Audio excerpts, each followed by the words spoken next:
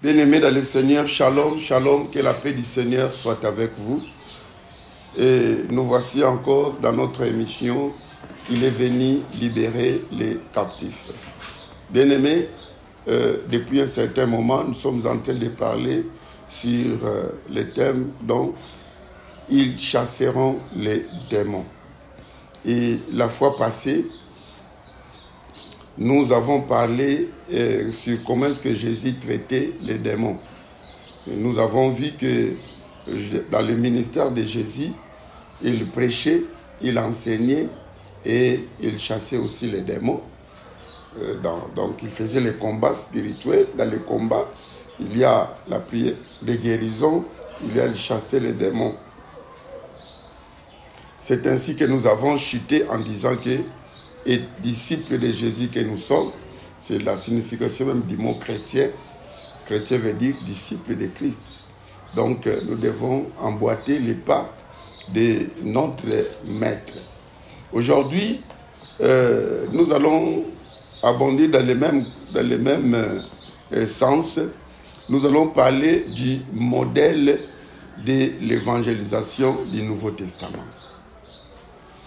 Aujourd'hui, bien-aimés, nous voyons beaucoup de gens qui veulent bien évangéliser, mais ils disent que les moyens ne sont pas limités, les moyens sont limités, il faut louer des instruments, il faut louer un musicien qui a une grande renommée, il faut des affiches, des banderoles et plusieurs autres choses qui nous demandent énormément d'argent. Mais voyons un peu à l'église primitive. Est-ce qu'ils réunissaient des chantres? Est-ce qu'ils faisaient des banderoles? Mais nous voyons, ils entraînaient des foules. Alors c'est mieux que nous rentrons dans les méthodes de l'église primitive. Comme ça, nous aurons les mêmes résultats sans beaucoup de frais que de donner les mêmes résultats avec beaucoup de frais. Et des fois même beaucoup de frais, mais avec des résultats médiocres. Donc, le Nouveau Testament nous donne un exemple clair d'un disciple qui a pris pour modèle le ministère de Jésus. C'est ce que nous avons parlé l'autre fois. Alors, nous allons voir une personne, un disciple qui a imité vraiment Jésus-Christ. Il s'agit bel et bien de l'évangéliste Philippe. Donc, c'est lui que nous allons prendre comme un modèle de l'évangélisation dans le Nouveau Testament. Philippe, il est beaucoup plus évoqué dans les actes des apôtres. Puisque les actes des apôtres, c'est ça le modèle que l'Église nous devons imiter, nous les chrétiens aujourd'hui.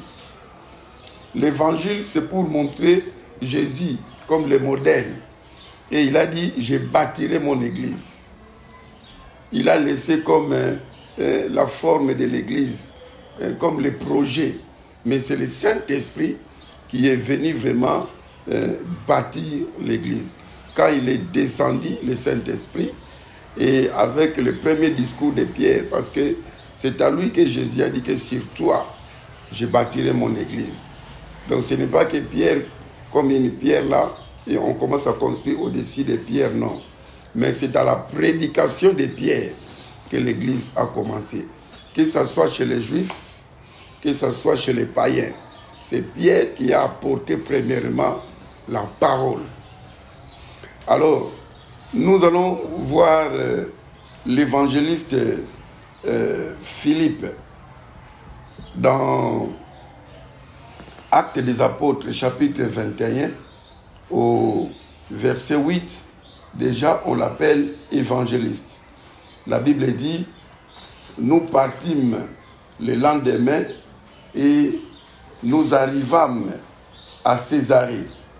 Étant entrés dans la maison de Philippe l'évangéliste, qui était l'un des 7, nous logeâmes chez lui. Donc Philippe était évangéliste, il était parmi les 7 diacres qu'on avait choisis dans Acte 6 quand les apôtres s'étaient spécialisés dans la prière et dans la parole et les autres affaires, la distribution des choses, alors on a choisi 7 personnes, entre autres Étienne, qu'on avait lapidé, et Philippe. Beaucoup de gens pensent que quand on est diacre, on est sorcier. Souvent, on taxe les diacres et les sorciers. Et c'est pour cela que beaucoup de gens n'aiment pas les titres de diacres. Non, il est des diacres modèles, des diacres remplis du Saint-Esprit, comme Étienne, comme Philippe. Et ici, Philippe n'est pas présenté dans la casquette du diacre. Il est présenté dans la casquette de l'évangéliste. Alors, son ministère de l'évangéliste se trouve expliqué dans Actes des Apôtres, chapitre 8, versets 5 à 13, et puis 26 à 40. Vous allez un peu souffrir avec moi pour lire ces passages dans Actes chapitre 8 au verset 5 jusqu'au verset 13.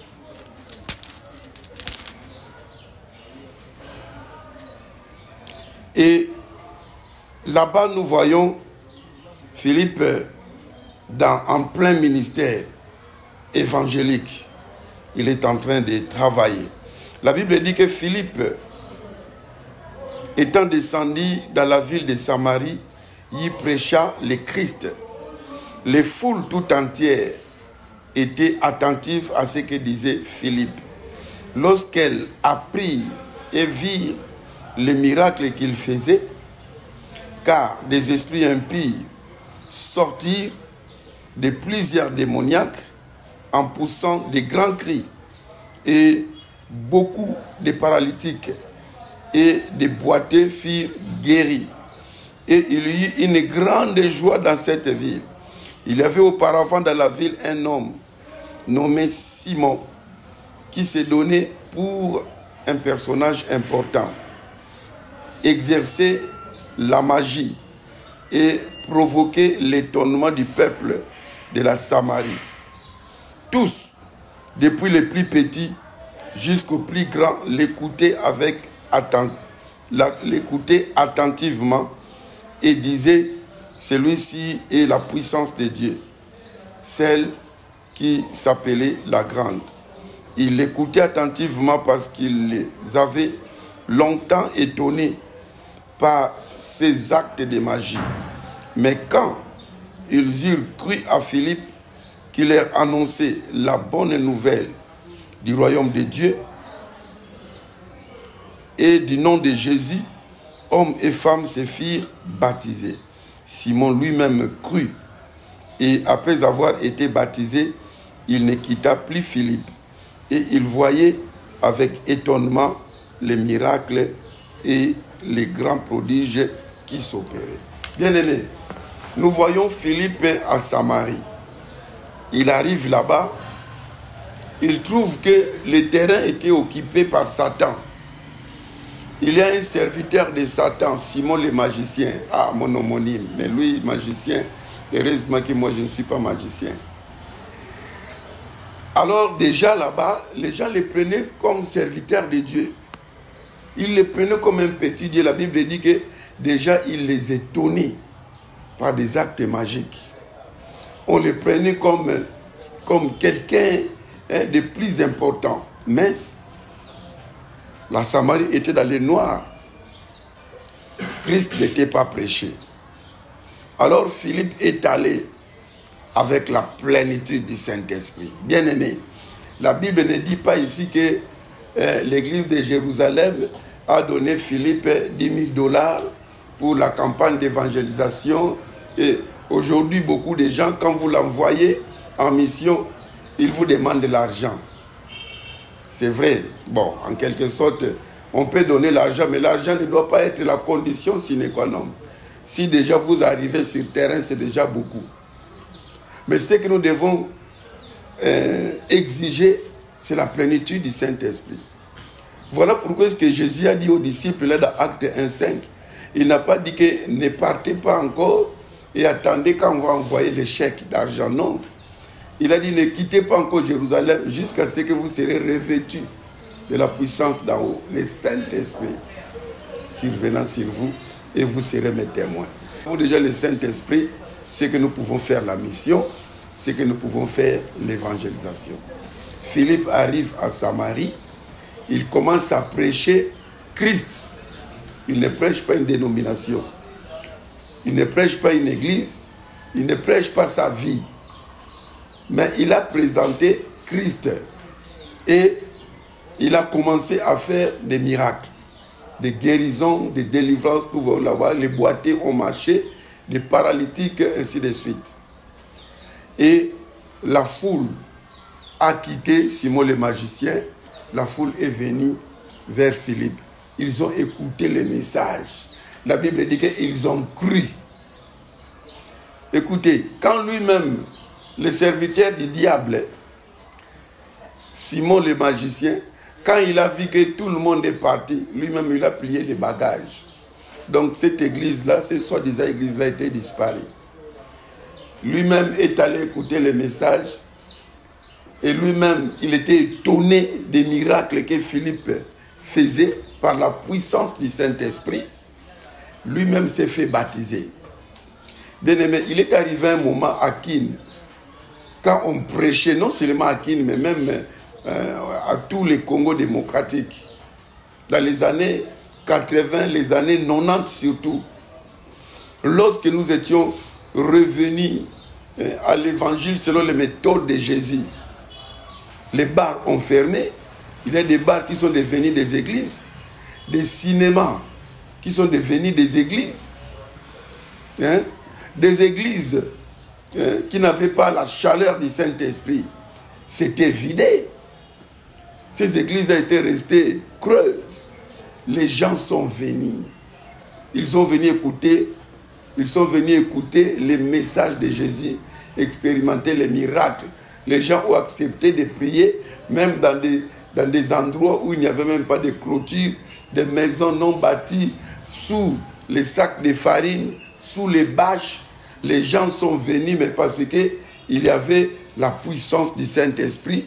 Les gens ont prêché Christ, les malades étaient guéris, les aveugles voyaient, les paralytiques marchaient, les sourds écoutaient, les muets parlaient. Bien-aimés, les gens sont venus. Les gens vous suivront même dans les ravins si vous avez la puissance du Saint-Esprit. Imaginez-vous, les gens ont suivi Jean-Baptiste dans le désert. Ils ont quitté des villes, des cités, des villages pour aller dans le désert, pour rien qu'écouter Jean-Baptiste. Voyez ce que le Saint-Esprit peut faire. Jean-Baptiste n'a pas fait des banderoles, n'a pas fait des pancartes, n'a pas fait des affiches. De même, Philippe n'a pas fait des affiches. Mais nous, aujourd'hui, combien d'activités qui sont reportées parce que les fonds ne sont pas réunis. Nous sommes toujours dans le ministère de Philippe. Là, nous sommes dans Acte 8, toujours, versets 26 à 40.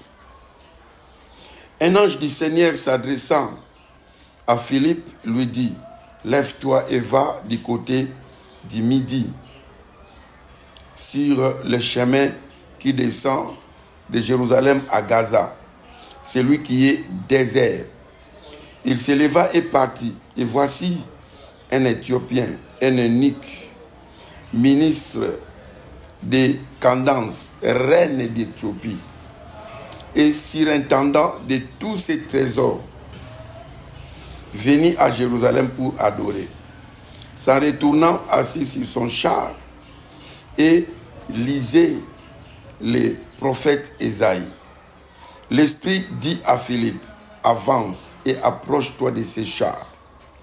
Philippe accourut et entendit l'Éthiopien qui lisait le prophète Ésaïe.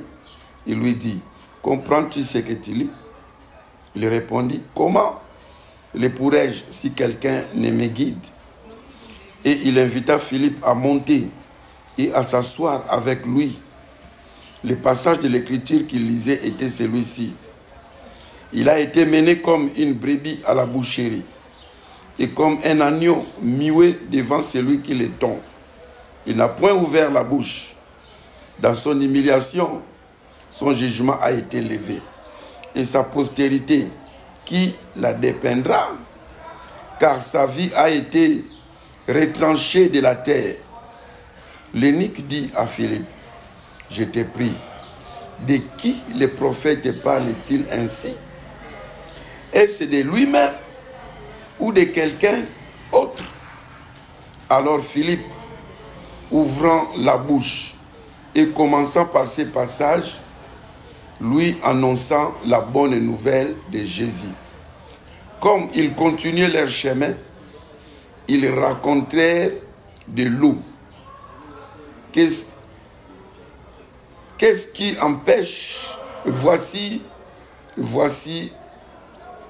voulais dire, et l'eunuque dit, voici de l'eau. Qu'est-ce qui empêche que je sois baptisé?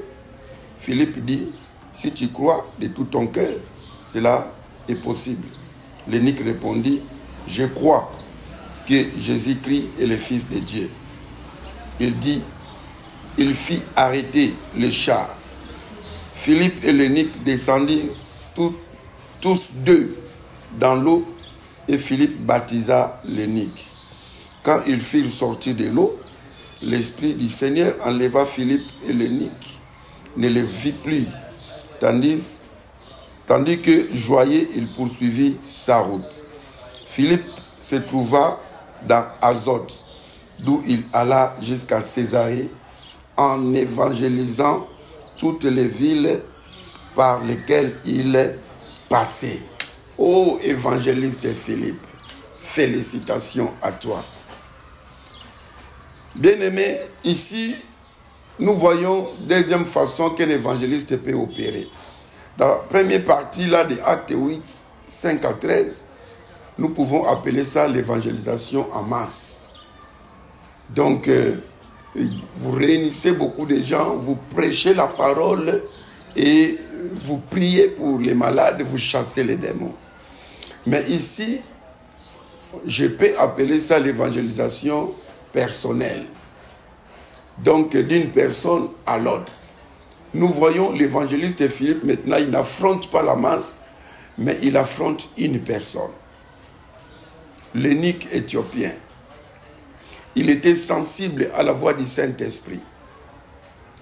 L'Esprit de Dieu lui dit, approche-toi de ces chars. Il s'est approché, il a écouté l'eunuque éthiopien en train de lire Ésaïe 53.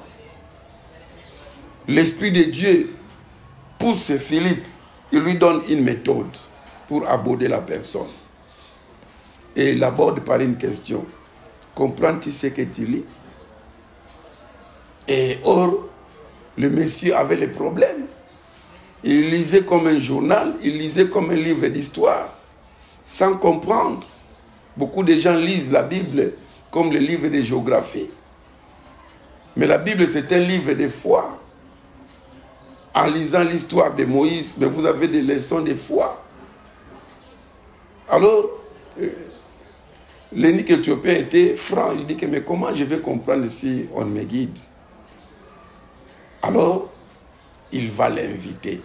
Vous voyez bien aimé, il y a beaucoup de gens qui sont prêts à nous recevoir pour que nous leur parlons de Jésus. Ils ont soif, mais nous hésitons.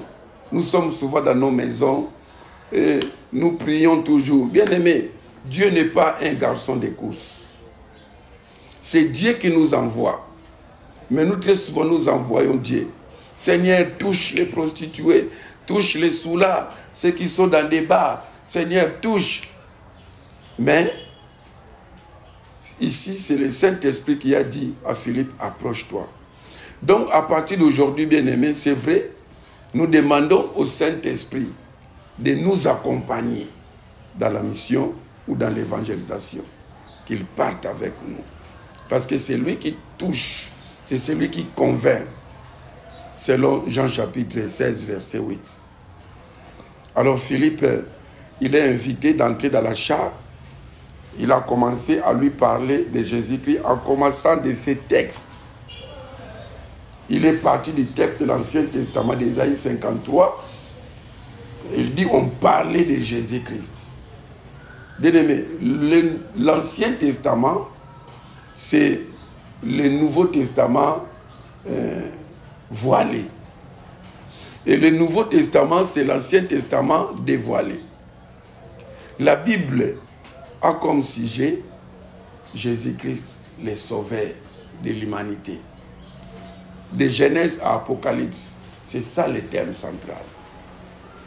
Alors, à partir de l'Ancien Testament, à partir d'Ésaïe, Philippe a commencé à lui parler de Jésus. Alors, certainement, il lui a parlé aussi du baptême, parce que quand ils ont vu l'eau dans le désert, les oasis, c'est l'eunuque qui a manifesté le désir de se faire baptiser. Ainsi de l'eau, qu'est-ce qui empêche que je sois baptisé? Ce qui m'étonne, il y a des gens qui ont crié à Jésus, mais qui refusent le baptême. Les autres s'acharnent dans leur baptême là, par aspersion. On les a jetés quelques gouttelettes d'eau, mais pourtant le mot baptême même veut dire être immergé dans l'eau. Et le Seigneur, quand il partait, il dit que faites les disciples. Quand quelqu'un les reçoit, vous les baptisez. Au nom du Père, du Fils et du Saint-Esprit. Bon, les apôtres ont baptisé au nom de Jésus, ça aussi c'est un faux débat. Quand ils baptisaient au nom de Jésus, ils voulaient tout simplement dire que nous allons vous baptiser sur ordre de Jésus-Christ. Parce que c'est lui, Jésus, qui a donné l'ordre. Que ceux qui vont croire, vous les baptisez. Amen. Maintenant, quel est cet ordre? L'ordre de Jésus, c'est baptiser-les au nom du Père, du Fils et du Saint-Esprit. De toutes les façons, selon moi, ça n'engage que moi. Au nom de Jésus, au nom du Père et du Fils et du Saint-Esprit, je trouve ça comme des baptêmes bibliques. Aussi longtemps que la condition sine qua non est remplie, la condition sine qua non, c'est de croire que Jésus est le Fils de Dieu. Il est le sauveur du monde. Il était sans péché. Il est mort pour nos péchés. Il est ressuscité pour notre justification. Si vous croyez en ça, au nom du Père, du Fils, du Saint-Esprit, au nom de Jésus, ça c'est un faux débat. Mais moi, je baptise au nom du Père, du Fils et du Saint-Esprit. Donc, l'eunuque éthiopien a cru en Jésus-Christ. Il a demandé le baptême. Philippe lui dit que si tu crois, il dit que oui, je crois que Jésus est le Fils de Dieu. Il a été plongé dans l'eau et il est parti. Nous voyons ici, il n'y avait aucun miracle. Il n'y a pas de délivrance, il n'y a pas de démons qu'on a chassés. C'était les porte en porte. L'évangélisation porte en porte. Vous racontez la personne, vous partagez, vous racontez. Bon, cet homme n'était pas malade. Certainement, s'il était malade, Philippe prierait pour lui. Donc, nous voyons que Philippe était un évangéliste polyvalent. Il pouvait exercer le ministère évangélique en public. Il pouvait l'exercer aussi en privé, dans des maisons, dans des couloirs, dans des routes. Vous abordez une personne, vous lui parlez de Jésus-Christ. Félicitations, évangéliste Philippe. Bien-aimé, ça c'est le modèle pour la prédication du Nouveau Testament. Le message de Philippe était d'une simplicité rafraîchissante. Un message simple, il vous présente Christ. Bien-aimé, une fois j'ai reçu des gens à la maison, ils sont venus, nous voulons parler de la part de Dieu, ok.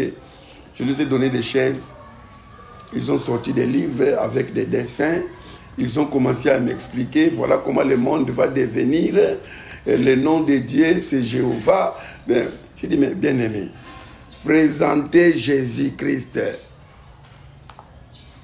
Une autre personne, un ami là qui m'a invité, il dit, oh, Simon, je vais te parler, est-ce que tu connais un prophète? Il m'a cité le nom d'un prophète. Il dit que c'est lui qui est venu avec le message du temps de la fin, Alors, si vous ne croyez pas à ces messages-là, en tout cas, vous irez en enfer. Alors qu'on dit, bon, le message du temps de la fin, c'est quoi au juste?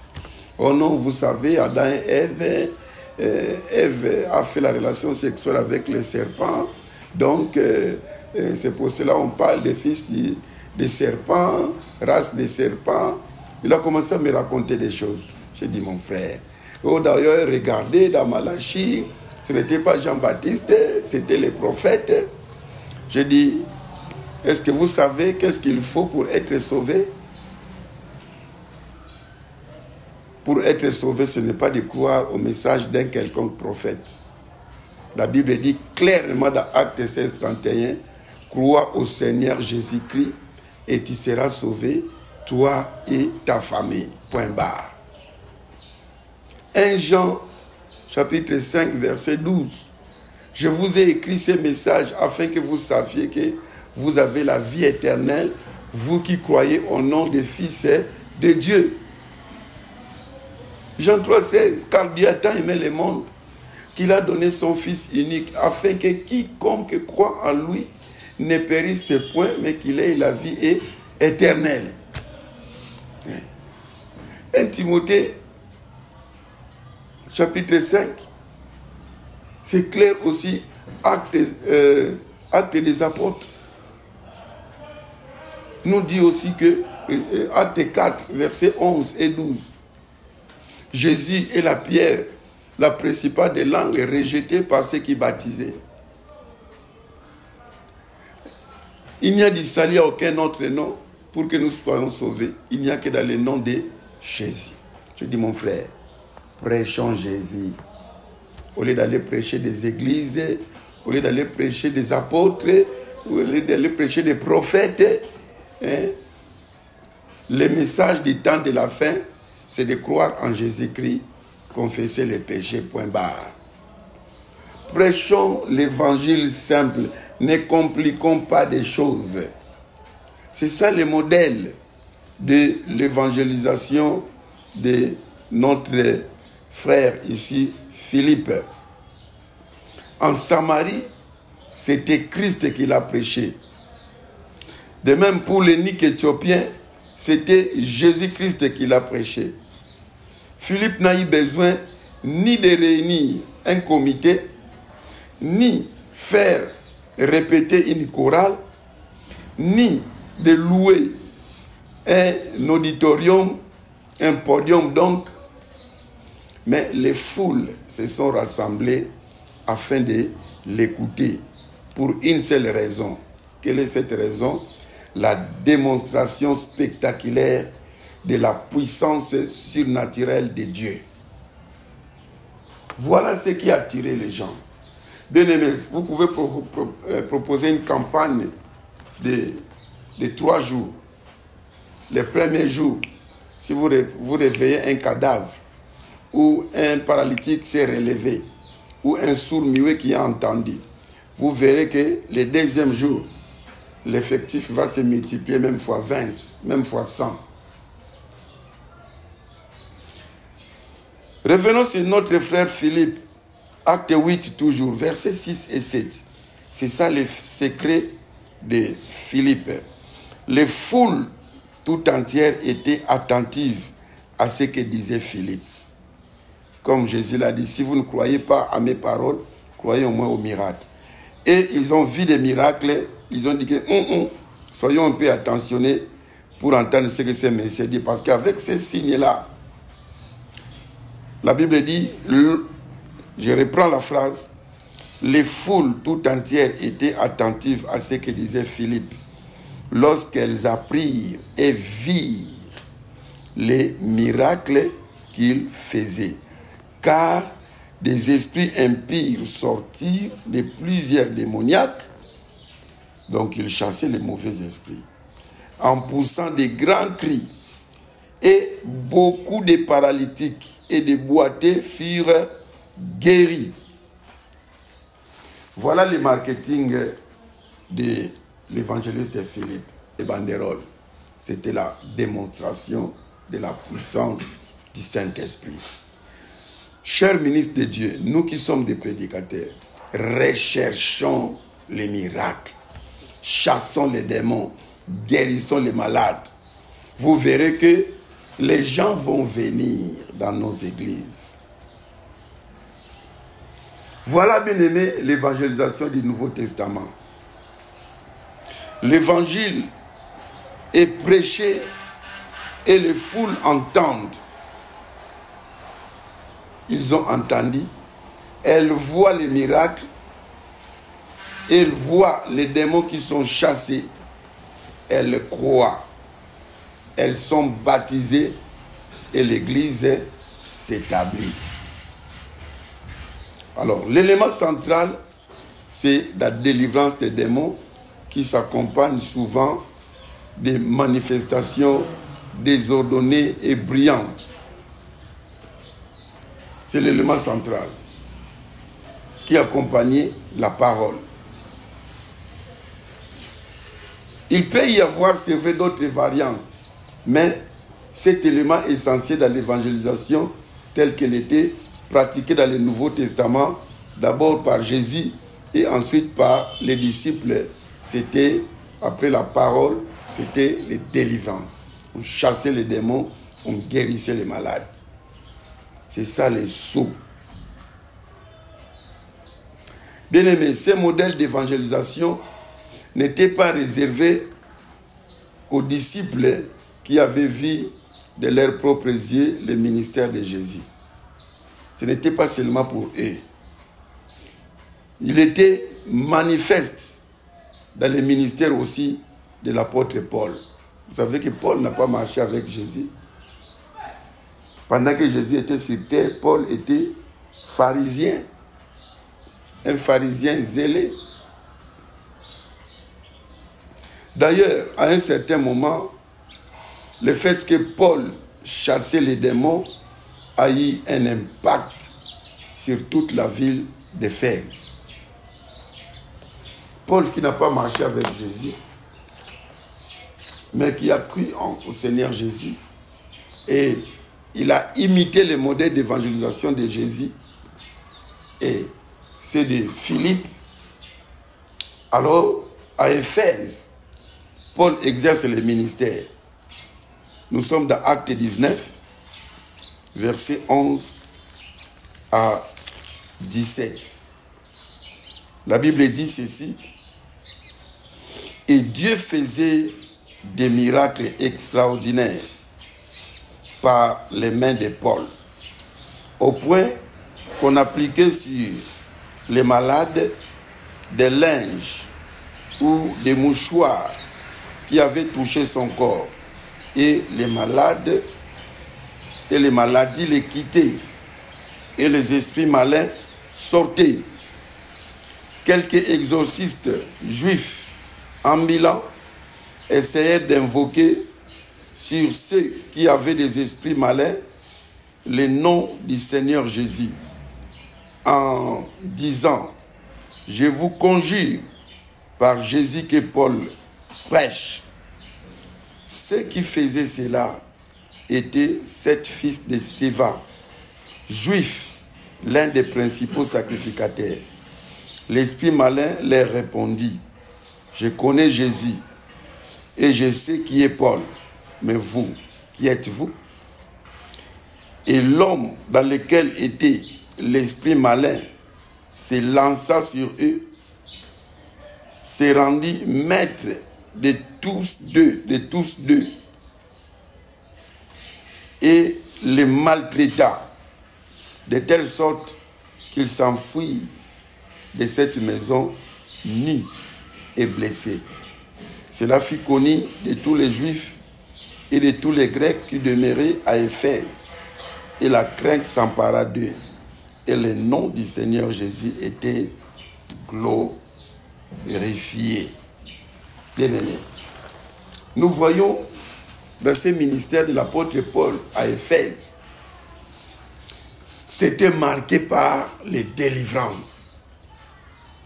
De telle sorte que il y a même des gens qui ont imité le ministère de Paul, malheureusement pour eux, sans avoir Jésus dans leur vie.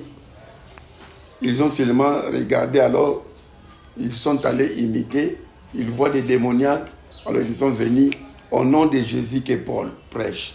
Donc ils ne connaissaient même pas Jésus. Non, bien-aimé, on ne s'aventure pas dans le ministère de délivrance. Si tu es convaincu que Christ n'est pas dans ta vie, n'allez pas. Sinon tu vas suivre tes confrères, fuir aussi ni comme eux. Mais moi je connais des gens qui sont morts dans le ministère de délivrance. Ici, à Kinshasa, à Matongé. À Matongé, je crois l'avenue Mandarinier, quelque chose de comme ça. Une femme était paralysée. Alors un frère qui ne marchait pas dans la crainte de Dieu, la femme l'appelle, il vient, il dit que non, priez pour moi.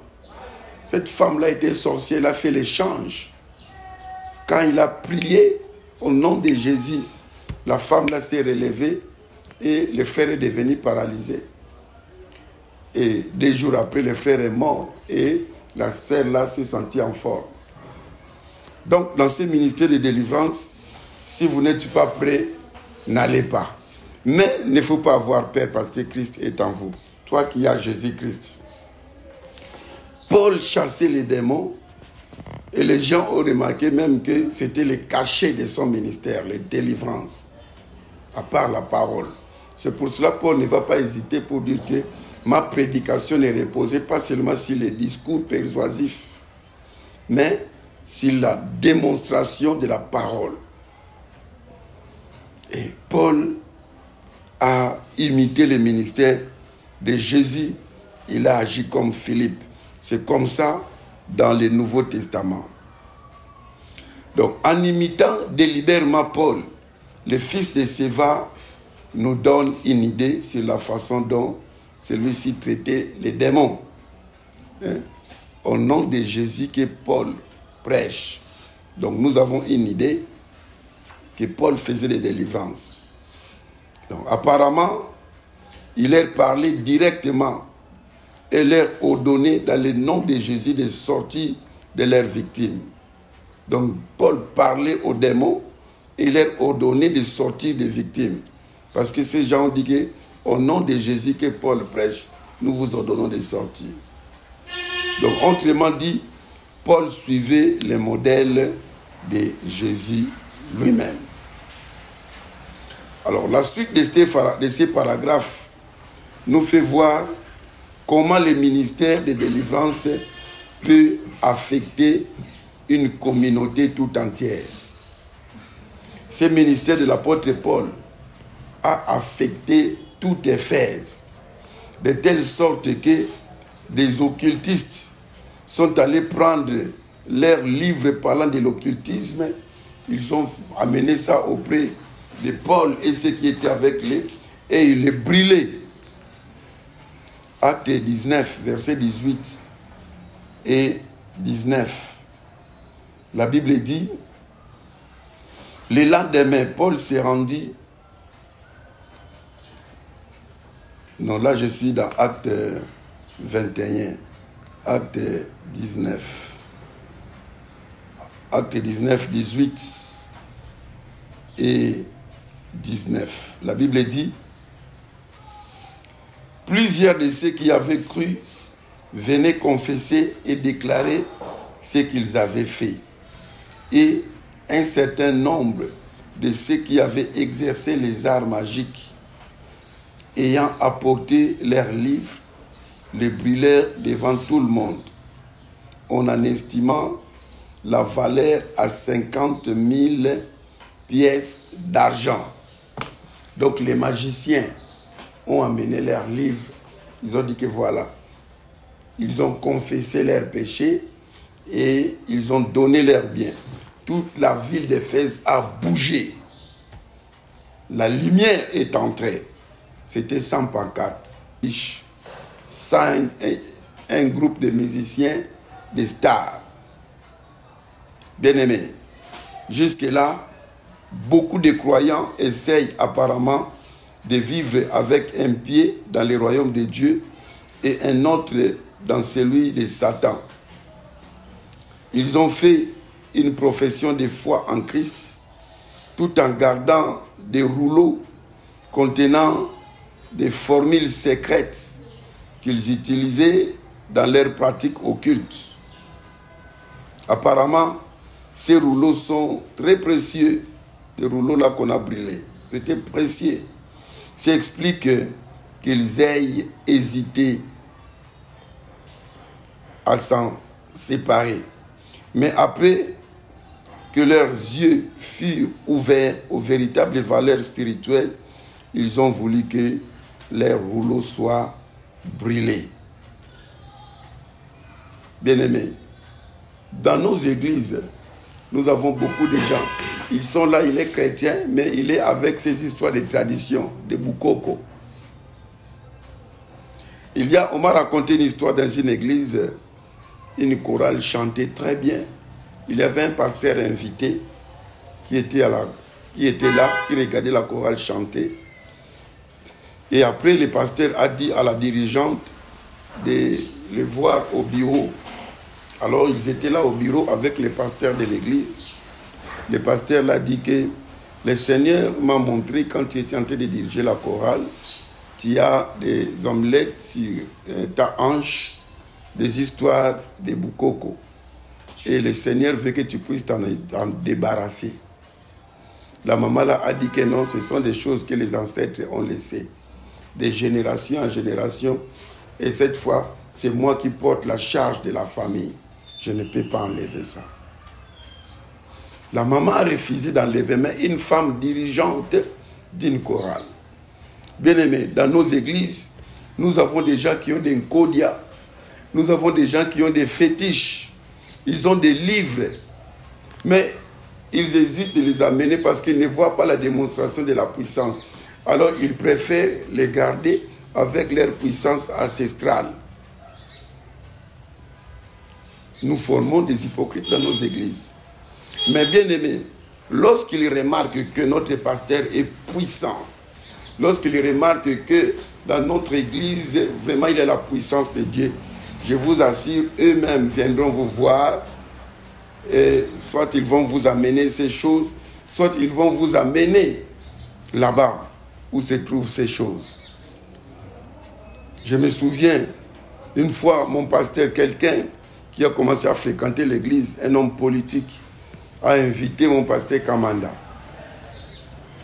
Il avait des choses, il avait un boa chez lui à la maison. On arrive à la maison, oh, une maison magnifique. Magnifique. Vous entrez, vous dites que non, ici, c'est comme si je suis déjà au ciel. Mais le monsieur dit que, voilà, sur cette armoire, il y a un boa. Alors, pasteur, moi, j'ai donné ma vie au Seigneur. Je veux que vous partiez avec les boas. J'étais encore jeune à l'intercession, j'ai commencé à trembler. J'ai dit que, qu'est-ce que j'ai cherché vraiment ici? Est-ce que je vais sortir? On a commencé à prier, on a prié, on a prié, on a prié, on a prié. On a entamé la louange. On a entamé la louange. Le pasteur a pris la clé de cette armoire. Il a ouvert. Quand il a tiré, bien aimé, j'ai senti comme un feu qui a pénétré cette armoire. Bam! Les boas calcinés sur place. Et dans la pièce, il y avait des bouteilles qui sautaient et qui fouillaient les gens. C'était des esprits, bien aimés. C'était pour moi la première fois de voir une telle délivrance. Des bouteilles qui sautaient, qu'on récupérait, qu'on a fracassé dehors, et le pasteur a mis du feu et c'était fini. Et l'homme a été délivré. Voilà, bien aimé, c'est comme ça que l'église, le type des actes des apôtres devait être. Il faut qu'il y ait de tels signes dans nos églises. C'est très important. Je me souviens d'une veillée de prière qui a eu lieu à la Borne dans les années, je crois, 90, entre 90 et 91, à la Borne. Dans cette veillée-là, on avait amené un homme paralysé. Paralysé, donc, la peau sur les os. Papa Vernon a appelé les diacres. Ils ont encerclé la personne. Il a prié. La personne s'est mise debout, guérie sur place. Les gens ont acclamé. C'est ça, bien-aimé. C'est ça l'évangile. C'est ça l'évangile, la démonstration de la puissance. C'est ce qui nous manque aujourd'hui dans beaucoup de nos églises. Il y a beaucoup de gens bien-aimés. Ils n'ont pas un évangile compliqué. Ils ont un message simple, mais accompagné d'une grande puissance. Si vous suivez le message de Adi Nabala, si on peut dire dans nos langages d'aujourd'hui, il n'y avait pas de profondeur où il a amené la barre, comme on dit souvent, que, ah non, il a amené la barre. Non, il vous dit tout simplement que Jésus est puissant, il vous aime, croyez en lui. Il commence à prier pour les malades de guérison s'opère. Même Renard Bonke, quand il prêche, comme si il commence à la fin et il termine par le début, mais quand il prie pour les malades, la puissance, bien-aimés, exerçons le ministère dans les types des évangiles et dans les types des actes des apôtres. Le résultat de cette incroyable confrontation entre les deux royaumes se trouve dans les actes 19, verset 20. Nous voyons là-bas comment est-ce que les deux royaumes s'étaient affrontés. Et nous voyons les résultats. La Bible dit au verset 20, c'est ainsi que la parole du Seigneur croissait en puissance et en force. Voilà. Donc, le christianisme était en train de gagner du terrain. Gagner du terrain. Si nous évangélisons dans les méthodes de Jésus, la méthode de l'église primitive, nous allons gagner du terrain. Nous allons gagner du terrain. Même les sciences occultes, ou la sorcellerie, ou non, ces quartiers, il y a trop de sorciers, l'église ne peut pas tenir. Quand vous allez avec la puissance, bien-aimés, vous allez vous imposer. Si nous ne voyons plus de tels résultats dans nos réunions d'évangélisation, nous devons nous demander qui a changé. C'est Jésus ou bien les démons ou bien c'est nous l'église. Mais de ce que je sache, Jacques 1 verset 17 dit que Dieu ne change pas. Et Jésus a donné une puissance à l'église, une puissance terrible. De telle sorte que les démons ne peuvent pas résister devant l'église. L'église c'est qui? Ce n'est pas les bâtiments. L'église c'est toi, l'église c'est moi. L'église c'est nous qui croyons en Jésus-Christ. Lis le tout dernier verset, Éphésiens 1, 15 à 21. La Bible dit, c'est pourquoi moi aussi, ayant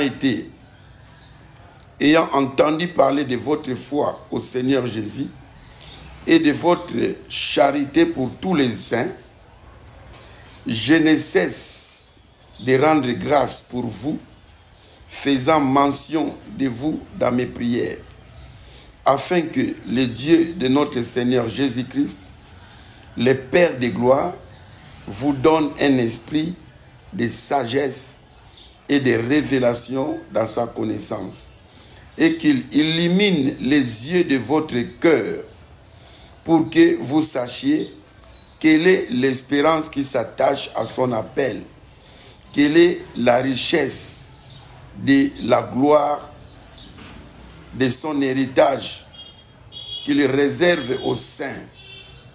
Voyez? Et quelle est envers nous qui croyons l'infinie grandeur de sa puissance, se manifestant avec efficacité par la vertu de sa force. Écoutez le verset 20. il l'a déployé en Christ, en le ressuscitant des morts et en le faisant asseoir à sa droite dans le lieu céleste, au-dessus de toute domination, de toute autorité, de toute puissance, de toute dignité et de tout nom qui se peut nommer non seulement dans les siècles présents, mais encore dans les siècles à venir. Maintenant, écoutez les versets 22 et 23. Il l'a donné pour chef suprême à l'Église. Donc, d'abord, il a tout mis sous ses pieds et il l'a donné pour chef suprême à l'Église, qui est son corps, la plénitude de celui qui remplit tout en tous. Ce passage veut dire que Dieu le Père a donné toute la puissance à son Fils. Et le Fils a pris ses pouvoirs, il l'a donné à l'Église, qui est son corps.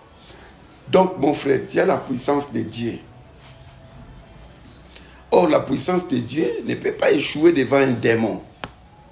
Nous appartenons à l'équipe des gagnants. Mais le problème, c'est quoi? Le problème, ce n'est pas Dieu qui a changé. Ce ne sont pas les démons qui sont devenus plus puissants. Mais le problème, c'est nous.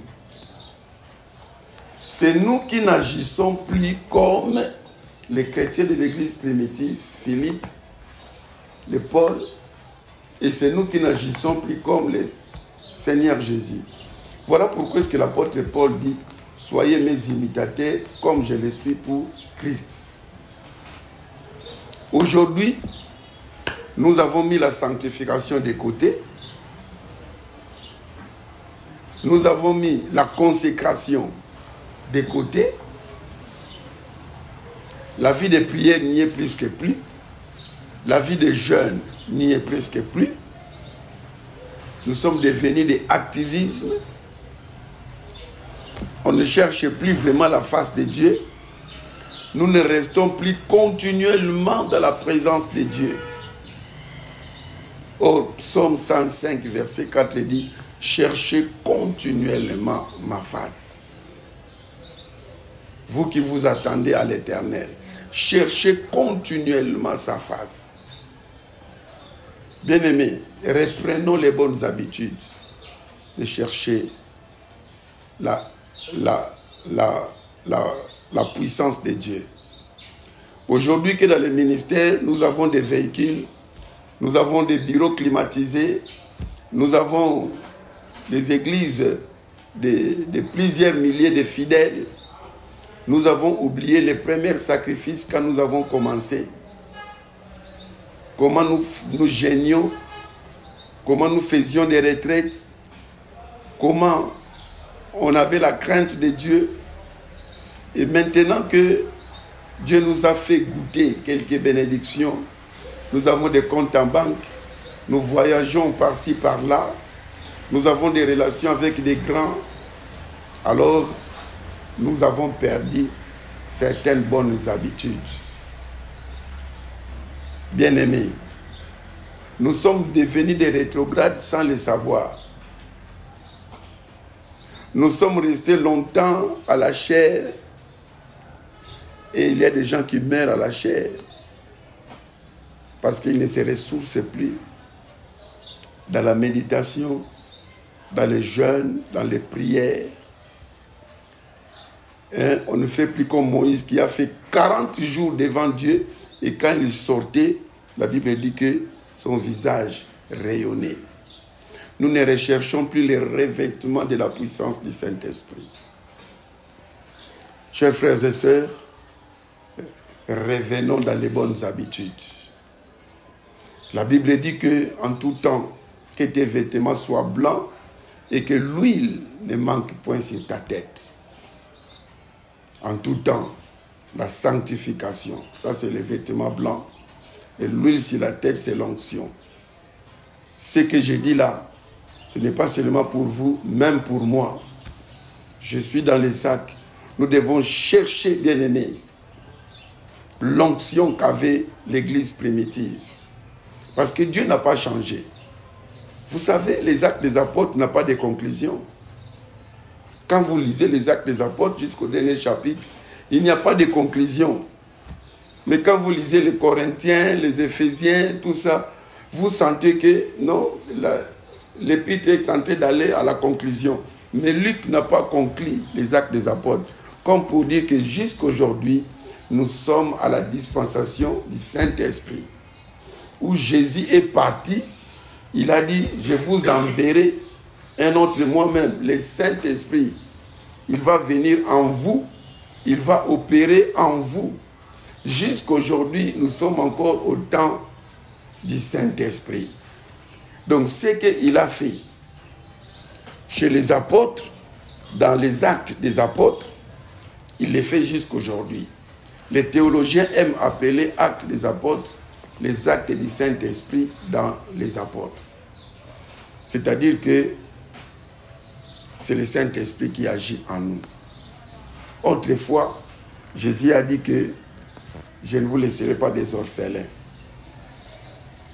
Quand Jésus n'est pas là, il serait des orphelins, mais il dit que non, je vais envoyer le Saint-Esprit. Maintenant, nous avons le Saint-Esprit, il est en nous et nous pouvons faire tout ce que le Seigneur Jésus a dit. Voilà, bien-aimés dans le Seigneur, aujourd'hui, nous nous limitons là-bas et bien-aimés, tout ce que nous venons de dire, ça ne concerne pas seulement les pasteurs, les apôtres, les prophètes, les docteurs, les évangélistes, mais ça concerne tout enfant de Dieu. Quand Jésus parlait, il parlait à ses disciples. Ça concerne tout enfant de Dieu. Il ne faut pas dire que l'enseignement d'aujourd'hui, ça concerne les pasteurs. Non, nous y compris, mais vous aussi. Parce qu'il est dit que voici les miracles qui accompagneront tout celui qui aura crié en mon nom. Ils chasseront les démons. Toi, tu es un enfant de Dieu. Est-ce que tu chasses les démons? Est-ce que tu évangélises? On n'est pas sauvé pour rester sur place. On est sauvé pour sauver. Nous avons été sauvés, travaillons pour le salut des âmes. Et en ayant le Saint-Esprit, et manifestons la puissance de l'évangile de Jésus-Christ. Pour aujourd'hui, on se limite là. Et prochainement, bien aimés, nous allons commencer un thème très important. On va parler de quelques activités du diable et des démons, quelques termes qui symbolisent leurs activités. On va parler de beaucoup de choses. C'est pour cela, abonnez-vous et partagez pour que les autres puissent en bénéficier aussi et qu'il ne manque pas aussi la prochaine édition. Si vous nous avez suivis, remerciez l'ingénieur Christian Lumande. C'est celui qui a été derrière la caméra pour tirer toutes ces images et les envoyer vers vous. Quant à moi, c'est le pasteur Simon Tsakalangoma, pasteur titulaire de l'église centre évangélique Le Sanctuaire. Nous sommes des assemblées de Dieu et nous sommes en République démocratique du Congo, précisément dans la ville capitale de Kinshasa, dans la commune présidentielle de Ngaliema. Pour les plus amples détails ou besoin de prières, besoin de conseils, notre numéro est là. Tous les numéros ont sur WhatsApp aussi. Vous pouvez nous atteindre. Nous n'avons pas l'habitude de donner le téléphone à d'autres personnes. Nous allons vous recevoir nous-mêmes en personne. Si vous voulez nous soutenir, bien aimés, appelez-nous et nous allons vous indiquer comment vous pouvez les faire. Parce que ceux qui travaillent à l'évangile vivent aussi de l'évangile. C'est la parole de Dieu. Que le Seigneur vous bénisse. Bye bye.